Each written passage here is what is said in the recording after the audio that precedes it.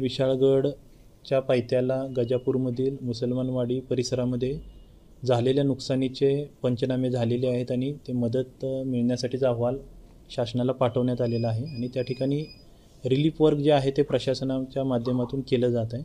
त्यासोबतच किल्ले विशाळगडावरती अतिक्रमण निर्मूलनाचं सुद्धा आजचं काम दुसऱ्या दिवशी सुरू होतं। त्यामध्ये जे काही निवासी नसलेली आणि कोर्टमध्ये स्टे नसलेली जी अतिक्रमणं होती अशी जवळपास 90 ते 100 अतिक्रमणं काढण्यात आलेली आहे।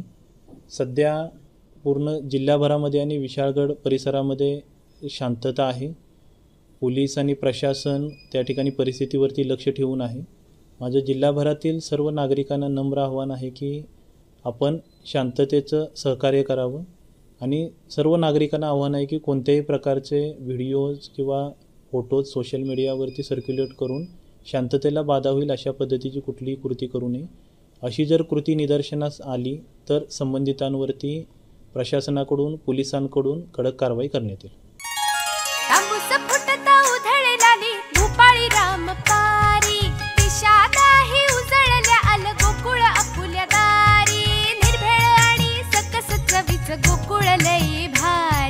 गोकुळ दूध आणि दर्जेदार दुग्ध उत्पादने, चव आहे कोल्हापुरी, गोकुळ लई भारी।